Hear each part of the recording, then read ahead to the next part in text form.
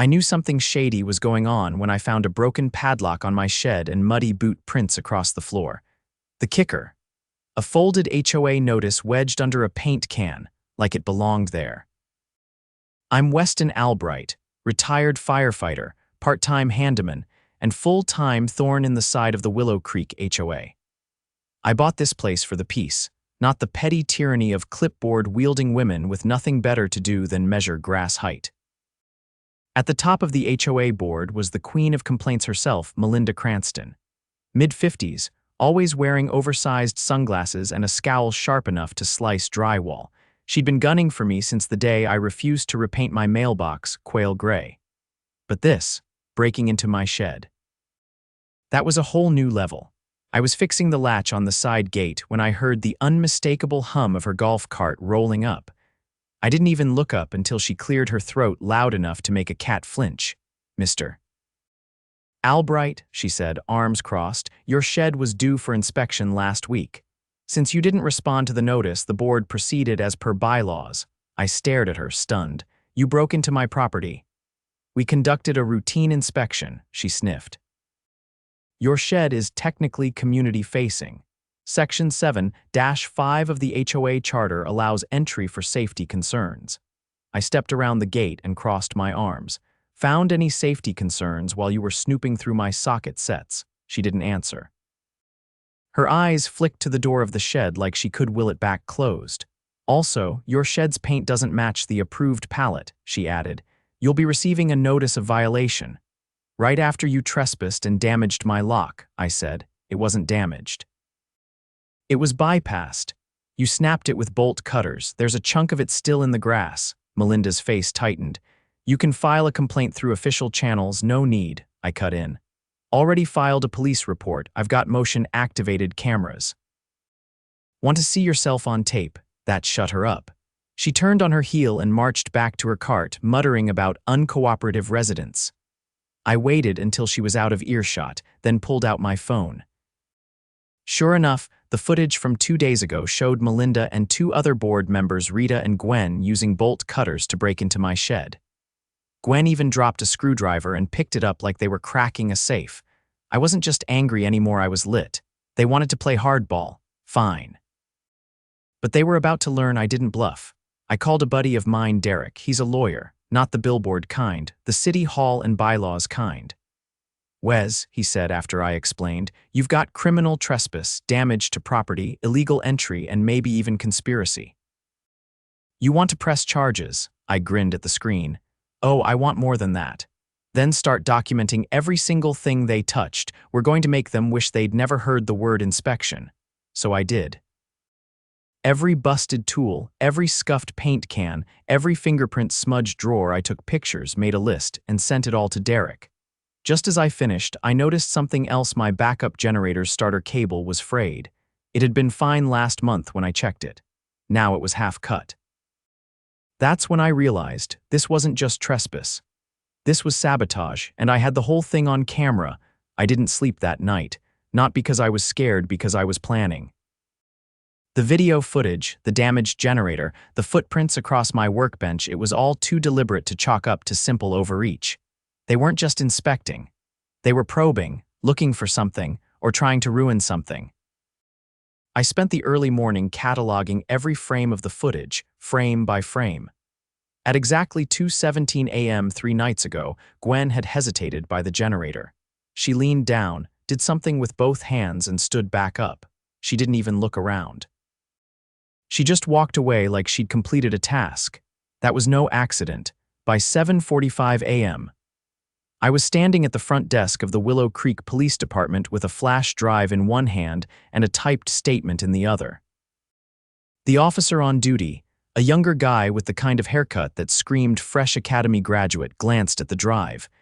"You're filing a report on your HOA?" he asked. "I'm not filing a report," I said. "I'm filing evidence of a break-in, property damage, and tampering with critical emergency equipment. That generator powers my oxygen concentrator if the grid goes down." His demeanor changed in a heartbeat. "Come with me," he said. Detective Leland met with me 20 minutes later. Mid-40s, calm eyes, and a voice like gravel that had been soaked in caffeine. He didn't waste time. Let's see it. I plugged in the drive. We watched the footage together, silent, as the 3 board members cut the lock, entered the shed, rifled through drawers. And at timestamp 2:17, Gwen reached down and tugged on the generator's starter cable. Leland leaned forward, rewound, and played that section again. "I know what a frayed line looks like," I said. "That wasn't wear and tear, that was cut." He paused. "You said this generator supports medical equipment?" "Yes. That makes it felony tampering." He stood up, left the room, and came back with another officer carrying a clipboard. "We're opening a case. We'll need access to your shed, the damaged equipment, and a statement from your technician confirming the cable was deliberately cut." I already had that. My buddy Dean, who works with the county's emergency preparedness unit, had checked the generator the previous month. He'd signed off on it in writing. I handed over the copy. Leland gave a single nod. "This moves it from trespass to criminal sabotage. We'll be paying your HOA president a visit before noon." I left the station just as a squad car was pulling out. I didn't have to guess where it was headed. Back at home, I grabbed my stepladder and climbed onto the roof to check the camera angles. I'd mounted a second unit facing the street last year during a string of mailbox thefts. As I sorted through the footage, something else caught my eye. Melinda had returned the day after the break-in. Alone. She didn't go near the shed, but she walked around the side of the house, bent to pick something up, and left. I zoomed in. It was a slip of paper. I climbed down, headed to the spot by the hedge, and started sifting through the thick leaves. Took me 10 minutes, but I found it. Half-torn, water-stained, and barely legible, it was a printed email. I could make out part of the subject line. "Vote to approve emergency clause." Below that, a few lines of text, including the words "unregistered structure" and "non-compliance penalty." They were trying to build a paper trail. After the fact, I scanned it, bagged it, and sent a copy to Derek. Within the hour, he called back with the kind of tone I hadn't heard since we pulled a fast one on a zoning board 10 years ago. "They're trying to retroactively justify the entry under an emergency clause that doesn't exist," he said. "This is gold. Keep everything." 2 hours later, Detective Leland called me back. "We've interviewed the HOA board members involved. They claimed the shed contained hazardous materials and that they had a right to enter under a clause in the bylaws." "There's no such clause," I said. "We know. We subpoenaed their admin server. Turns out that clause was drafted the morning after the break-in and backdated. A digital forensics tech traced it to Melinda's HOA-issued laptop." I let that sink in. "They fabricated a legal clause," I said, "and used it to authorize a felony. That bumps this to criminal conspiracy." By the next morning, the neighborhood was buzzing. Word had leaked first through backyard whispers, then through the next-door feed like wildfire.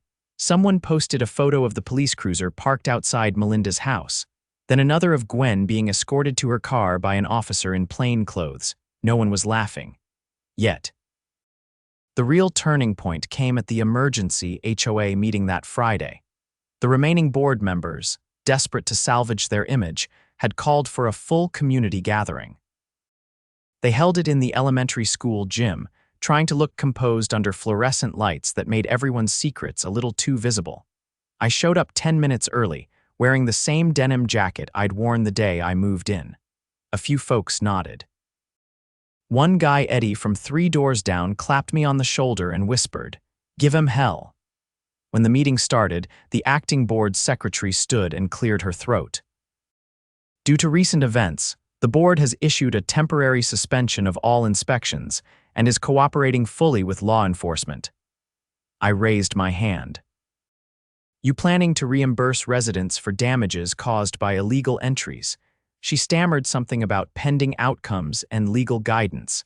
I pulled out a folder and walked to the front of the room. "Funny," I said. "Because I have itemized damages, video footage, and a sworn statement from a technician about tampered emergency equipment." I opened the folder and held up a photo of the severed cable. This wasn't an accident. This was sabotage. The room went dead silent. 3 board members entered my shed without consent, destroyed property, then tried to cover it up by fabricating a clause. "That's not just misconduct, that's criminal intent." Eddie stood up. My mailbox was rifled through last week, he said. Found a letter half opened. Same day they inspected my lawn. A dozen hands went up, I stepped back. The floodgates had opened, people began recounting months, years of overreach, unexplained fees, petty threats, mysterious notices with no signatures, and now, actual criminal activity.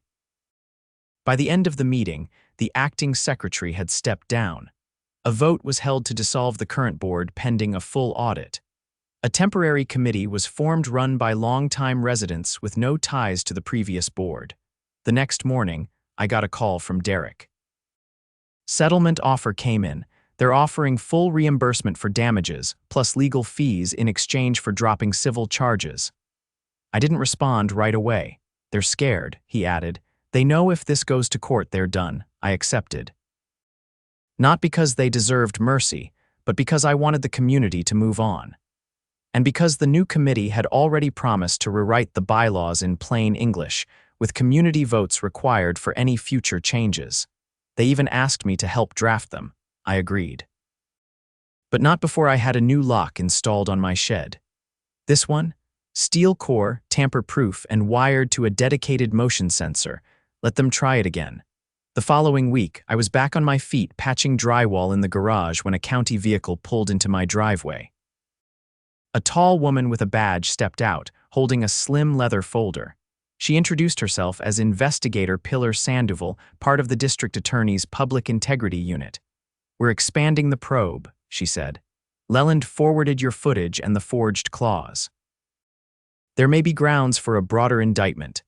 I led her into the house, offered coffee, and sat across from her at the kitchen table. What kind of indictment? I asked. She opened the folder and pulled out a printed email chain. This came from a subpoenaed account belonging to Gwen Norris. It mentions a vote held outside of quorum, no minutes, no witnesses, no authorization. They used it to justify accessing multiple properties under the guise of emergency compliance. She flipped the page. They targeted homeowners who'd resisted recent HOA fee increases. Every one of them had received at least one violation in the last 6 months.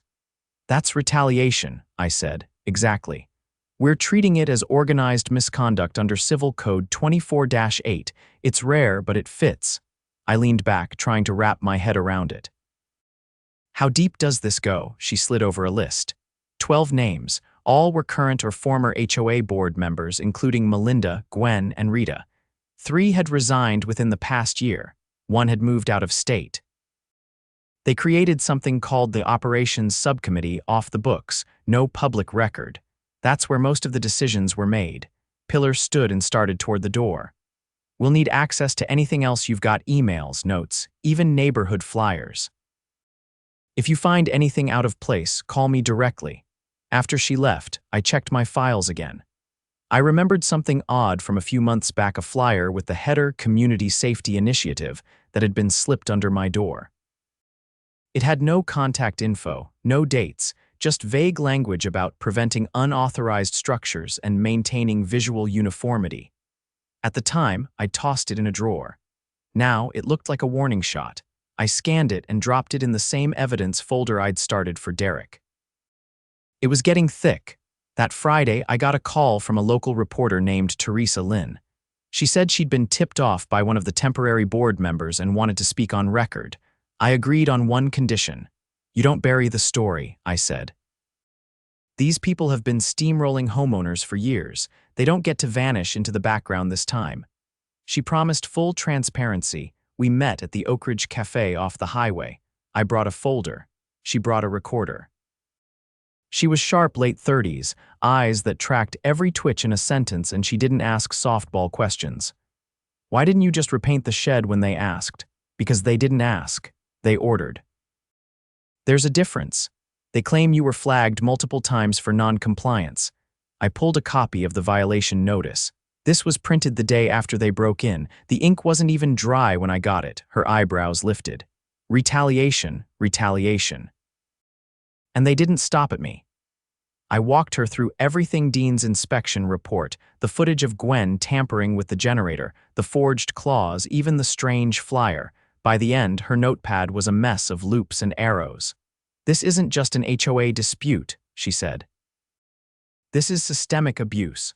By the following Monday, her piece hit the front page of the local section. The headline read, "Shed Break-In Uncovers HOA Conspiracy." Underneath was a still from my surveillance footage showing Melinda mid-step, bolt cutters in hand. The article named names. It quoted Detective Leland, Investigator Sandoval, and even a resident named Carl who'd been fined twice in 1 month for unauthorized plant height. The fallout was immediate. The county DA's office announced formal charges against 7 board members for conspiracy to commit fraud, criminal trespass, and falsifying documents. The HOA's insurance carrier dropped coverage for legal defense, citing breach of ethics clauses. The emergency committee called for a full town hall. This time, the gym was packed standing room only. I saw folks I hadn't spoken to in years. People who usually kept their heads down were holding clipboards, passing out petitions. The microphone was passed around. One woman, Alicia, revealed that she'd been forced to remove her daughter's wheelchair ramp after the HOA claimed it violated aesthetic symmetry. The crowd erupted in stunned disbelief. That night, the town voted to dissolve the HOA entirely. Not just suspend the board, not just appoint a new one, dissolve it. The motion passed by a landslide. I helped draft the petition to transfer property oversight to the town's Civic Advisory Council. It meant a little more bureaucracy, but it also meant transparency, public records, and actual accountability. 2 weeks later, I got a letter from the county. The settlement check arrived, along with a formal apology from the HOA's legal counsel. It covered every cent of the damages, tools, generator, even the new security system I'd installed after the break-in. But the best part wasn't the money. The best part came in the form of a subpoena. I was called to testify before the grand jury. I wore a suit I hadn't touched since my retirement ceremony, clean-pressed, dark navy. I brought printouts, footage, and a copy of the fake clause they'd tried to sneak past us. The panel asked me questions for over an hour. I answered every one. Halfway through, someone asked, "Why do you think they did it?" I paused, then said, "Because they thought nobody would push back. They thought we'd just let it happen." The foreman nodded. Not anymore. By late spring, 4 indictments were confirmed. Melinda was named the lead defendant. Gwen and Rita both accepted plea deals in exchange for testifying about the inner workings of the so-called Operations Subcommittee. Turns out, it wasn't just about control. It was about money. They'd been using violations to justify fines, then funneling the revenue into a private fund labeled Community Improvements. That fund had paid for everything from catered board luncheons to travel stipends for HOA conferences in Napa Valley. Pillar called me again, this time with a tone of vindication. We traced over $37,000 in misused funds. Melinda's facing felony misuse of fiduciary duty. I didn't celebrate. I rebuilt. The shed got a fresh coat of paint, my choice of color. I added a new workbench with locking drawers and replaced every tool that had been damaged or moved. Neighbors began stopping by more often. One asked for help repairing his fence. Another brought over extra wood planks for a raised garden bed. We built a little network, informal but real. No more secret votes, no more fake rules, just actual neighbors helping each other out. That summer, I hosted a cookout in my backyard. I grilled ribs, hot dogs, even some veggie skewers for those so inclined. People brought lawn chairs, lemonade, and enough stories to fill 10 evenings. As the sun dipped below the oaks, someone raised a toast. To Weston, they said, for standing up when the rest of us didn't know how. I shook my head. I didn't stand up alone, and I meant it. Because the moment we stopped letting a clipboard and a title scare us into silence, that's when we won. Not just against the board, but for each other. It was early fall when the subpoenas reached the final 3 former board members. The leaves had just started turning along Willow Creek's main road, and the air carried that faint, woodsy bite that made you reach for your flannel without thinking. I was repairing a neighbor's porch railing when I saw the unmarked sedan pull up to the vacant house at the end of the block, Melinda's place. The house had been quiet for weeks. She'd vanished the day after the indictments were publicly announced. No forwarding address, No for sale sign, just dead plants on the porch and a mailbox stuffed with unopened mail. I'd seen the curtains twitch once, but it might have been the wind.